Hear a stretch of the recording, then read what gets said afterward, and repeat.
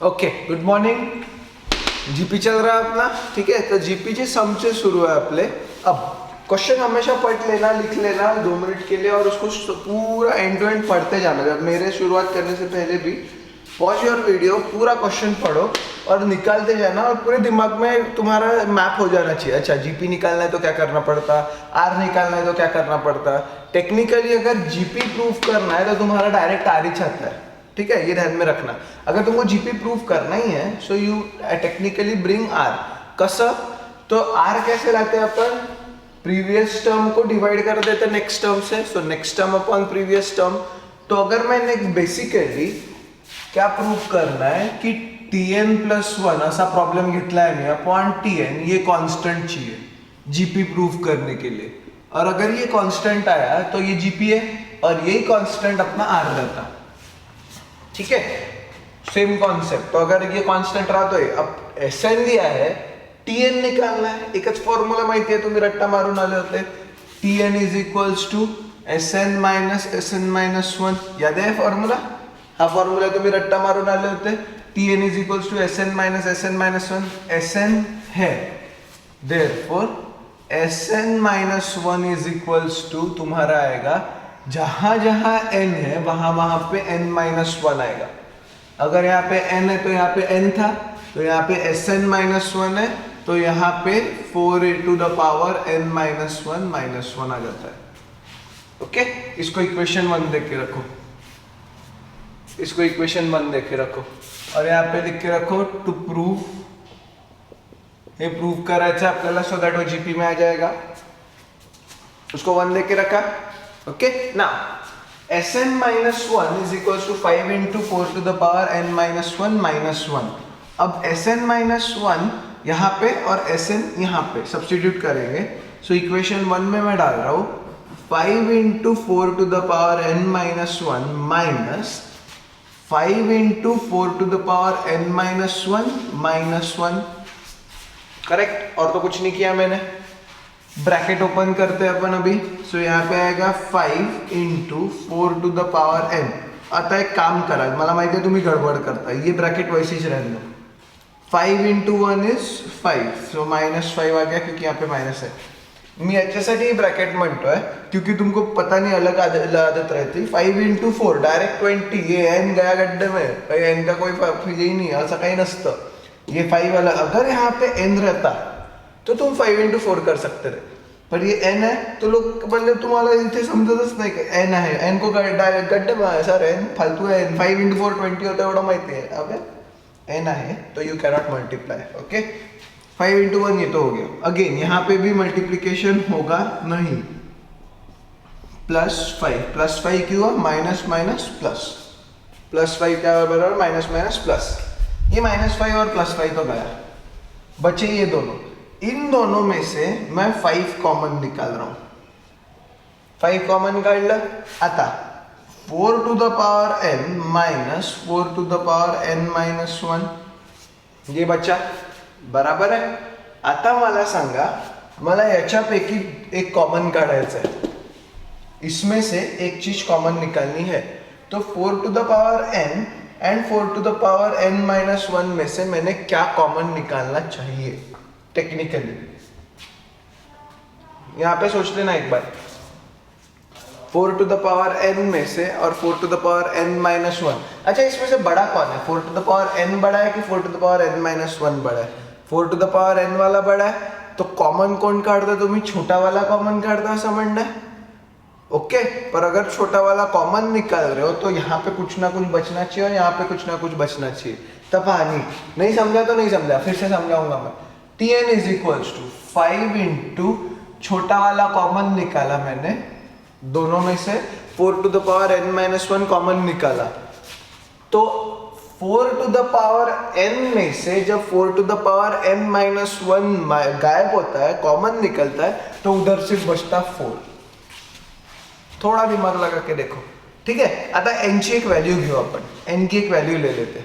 n की value ले लेते 3. तो इथे 4 क्यूब आला, इधर 4 स्क्वायर आया. फॉर एग्जाम्पल 4n की वैल्यू 3 ले ली, इधर 4 क्यूब आया, इधर 4 स्क्वायर आया. तो अगर मैंने 4 स्क्वायर कॉमन निकाला तो यहाँ पे बचा कौन, 4। अब समझा लॉजिक क्या कर रहा हूं मैं? अगर मैंने 5 लिया तो 4 to the power 5, 4 to the power 4, 4 to the power 4 को बाहर निकाला तो यहाँ पे 4 बचता है, और यहाँ पे कौन बचता? 1, क्योंकि वो तो बाहर निकाला है मैंने। Correct. So Tn is equals to क्या आया तुम्हारा? 5 into 4 to the power n minus 1 into 3। So 5 into 3 हो सकता अपना 15 into 4 to the power n minus 1। ये आ गया तुम्हारा Tn। ये क्या आ गया तुम्हारा? Tn। अब इधर ये प्रूव करना है मेरे को यार, तो अगर ये प्रूव करना है तो मुझे Tn प्लस 1 भी चाहिए। Tn तो आ गया मेरा, Tn प्लस 1 मतलब therefore Tn plus 1 is equals to, जहां जहां n है वहां वहां पे अब क्या डालूंगा मैं? n plus 1। So 15 into 4 to the power n plus 1 और ये माइनस 1। जहां जहां n था वहां पे n प्लस 1 डाल दिया मैंने, n की जगह n प्लस 1 आ गया। therefore Tn plus 1 is equals to 15 into 4 to the power n plus 1 minus 1 गया। करेक्ट। ओके। तो अब यहाँ पे देखेंगे, अगर इसका आंसर कोई तो भी नंबर आ गया, मतलब कांस्टेंट आ गया, तो अपन बरोबर है, नहीं तो अपन गलत हुए कहीं तो भी। therefore Tn plus 1 upon Tn is equals to 15 into 4 to the power n upon 15 into 4 to the power n minus 1। 15 गया। अब ये 4 और 4 कट मत देना भाई, 4 to the power n 4 to the power n काट नहीं सकते अपन। त्याला कसं सोडवा लागतं? उसके दो तरीके हैं। इसको 4 टू द पावर n रखो, इसको 4 to the power n upon 4 to the power 1 लिख सकते हैं, क्योंकि बीच में माइनस 1 है। अगर प्लस 1 रहता तो उसके बाजू में मल्टीप्लाई हुआ रहता। ठीक है। 4 to the power n into 4 to the power 1 plus minus 1 है तो 4 to the power n upon 4 to the power 1। ठीक है। This is our laws of indices. अब ये डिनोमिनेटर का डिनोमिनेटर न्यूमरेटर, तो 4 to the power n into 4 upon 4 to the power n। Now you can cancel. So answer क्या है तुम्हारा? 4 which is a constant. 4 तो कांस्टेंट है भाई, 4 की कोई और वैल्यू है क्या? 4 को 5 बोलते क्या अपन? नहीं। सो ये कांस्टेंट हुआ। therefore लास्ट स्टेटमेंट लिख लेना, और यही तो अपना r रहता, और क्या रहता? यही अपना r रहता। therefore लास्ट स्टेटमेंट लिखना, the given sequence for Sn is a GP। The given sequence is a GP। Next example अपने फेवरेट भाई वर्ड प्रॉब्लेम एंड जीपी मध्ये आहे। तो मैंने उस दिन भी बताया था, जो तुम्हारा कंपाउंड इंटरेस्ट आहे तो यूजुअली जीपी मध्ये काम करतो। ठीक है। तो पहले खूप डोकं लावून काम करो, अपन खूप जास्त इधर उधर नहीं जाने का, सिंपल रखेंगे चीजों को। Now mister Pritesh got a job with an annual salary package of ₹4 lakh, मतलब 4 लाख उसको साल भर में मिल रहा। ठीक है। विथ 10% एनुअल इंक्रीमेंट, मतलब हर साल बाद उसका 10% इंक्रीज होता है उसके सैलरी में। हर साल बाद 10% सैलरी में इंक्रीज होने वाला उसका। बरोबर है। Find his salary in 5th year and also find his total earnings through the salary in 10 years. ये कुछ तो भी गिवन इंफॉर्मेशन है जो अपने को लगने वाली है। आता 4 लाख, ठीक है, ये उसका महीने का साल भर का सैलरी है। अब आपल्या इथून एक स्टुडंट है मेरे से बहुत सीनियर, अराउंड 98 बैच वगैरह का, अपने यहाँ से अपने क्लासेस से। Now is in Microsoft. ठीक है। उसकी जब तो वो आए थे अपने यहाँ पे पापा से मिलने, मतलब गडकरी सर, बड़े सीनियर सर से मिलने। तो फॉर जस्ट सेक ऑफ ये he is in Microsoft. Now he shifted to Google, पर तब माइक्रोसॉफ्ट में था। तो ऐसी क्यूरियोसिटी के लिए उन्होंने सैलरी पूछी थी कि सर कितनी सैलरी है हमारी, तुझे इतने बड़े पोजीशन पे, इतने इस पे। तो उनकी सैलरी थी तब 5 या 6 साल पहले की बात है, वो आए थे जब मिलने, तब his salary was around 15 lakhs per month.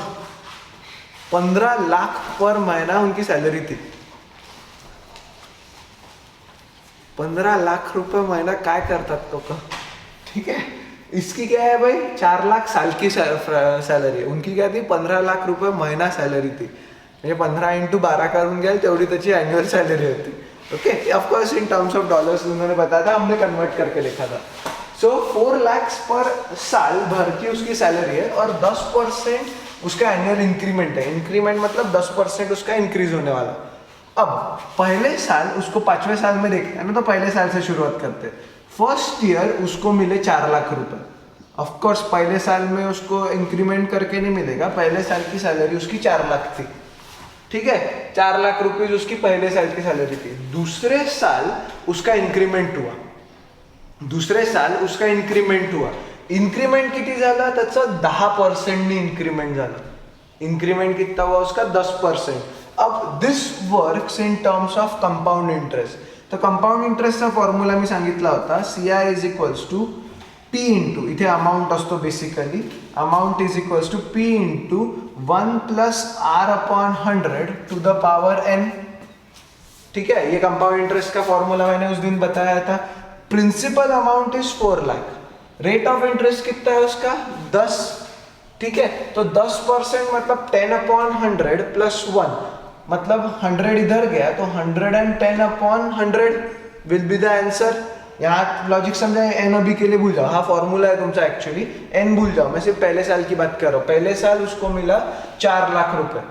दूसरे साल क्या हुआ कि 1 प्लस R अपॉन 100 करके R आया था अपना, ये हुआ 4 lakh, okay, into 1 plus 10 upon 100 to the power n अभी के लिए अपन भूल जाते हैं, टू द पावर 10 अभी के लिए टू द पावर m भूल जाते हैं। So this will be 100 plus 10 मतलब 110 अपॉन 100, ओके। सो एक अमाउंट अपना फिक्स हुआ, दैट इज उसका ईयरली 4 लाख इंटू 110 अपॉन 100, ठीक है, ये उसको मिल रहा है। उसका ऐसे करके हर साल में इंक्रीमेंट हो रहा है। क्या होता है हर साल में। अब थोड़ा सा लॉजिक लगाओ, ये हुआ पहले साल, तो ये टेक्निकली दूसरा साल हुआ, ओके। अब तीसरे साल भी उसका इतने से ही इंक्रीमेंट हुआ, तो म्हणजे इंटू 110 अपॉन 100 करावं लागेल। फिर से एक बार, तो यहाँ पे 110 अपॉन 100 का स्क्वायर हो जाएगा।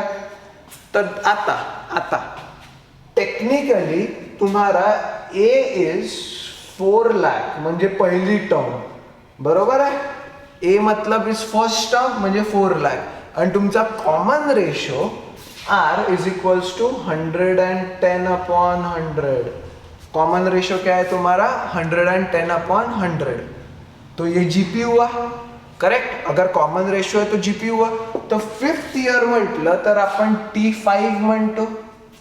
अब तुमको TN का फॉर्मूला याद है क्या जीपी का, फिर से लिख लेते हैं। तो TN is equals to A into R to the power n minus 1, okay.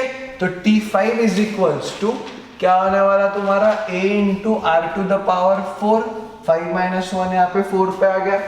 अब मी जे लॉजिक सांगत होतो, ये हुआ पहले साल का, उसकी पहले साल का, ठीक है। अपने को 5th ईयर में उसको कितना मिलने वाला है वो देखना है। ये हुआ पहले साल का, ये हुआ दूसरे साल का, तीसरे साल का इधर स्क्वायर आने वाला, क्योंकि फिर से 110 टू द पावर 100 आने वाला है, 3 वर्ष। चौथ्या वर्षाचा इधर क्यूब आने वाला, और 5वें साल में इधर 4 आने वाला।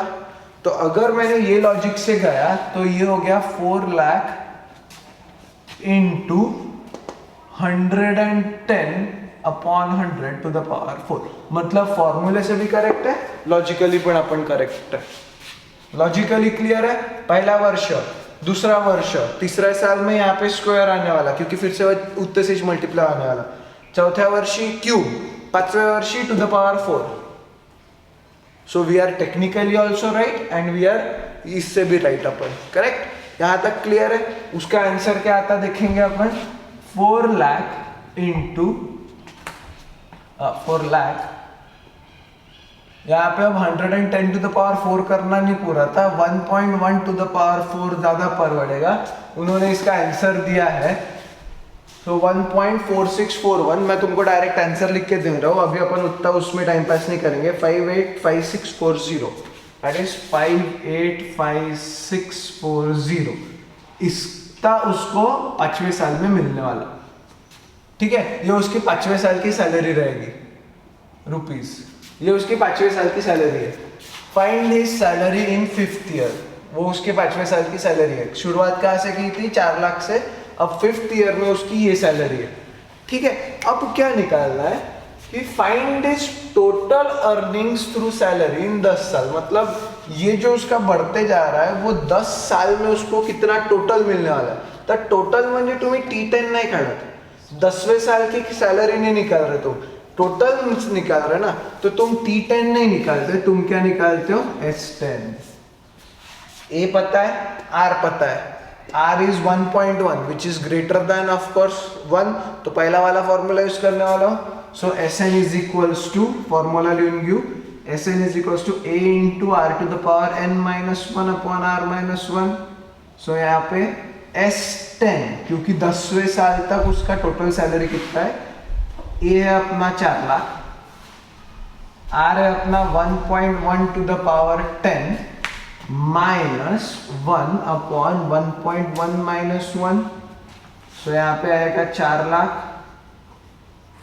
इंटू 1.1 टू द पावर 10 की वैल्यू दी है। सो यहाँ पे तुम ऐसे लिख सकते हो 5937, इधर तक भी ले सकते हो 4 डेसिमल तक, 2.5937 माइनस 1 अपॉन 1.1 माइनस 1 मतलब 0.1 होगा।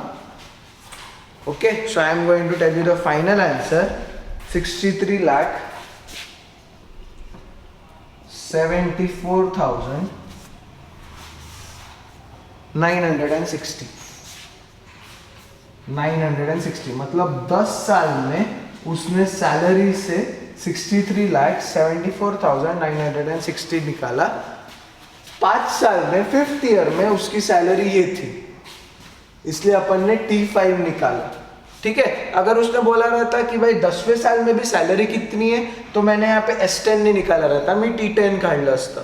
मुझे क्या पूछा गया था? Total earnings through salary in 10 years, मतलब 10 साल में उसने जब 4 लाख से शुरू किया तो 4 लाख प्लस ये, plus second year, plus 3rd year, plus 4th year, plus 5th year, ऐसे करके 10 साल में उसने टोटल कितने कमाए?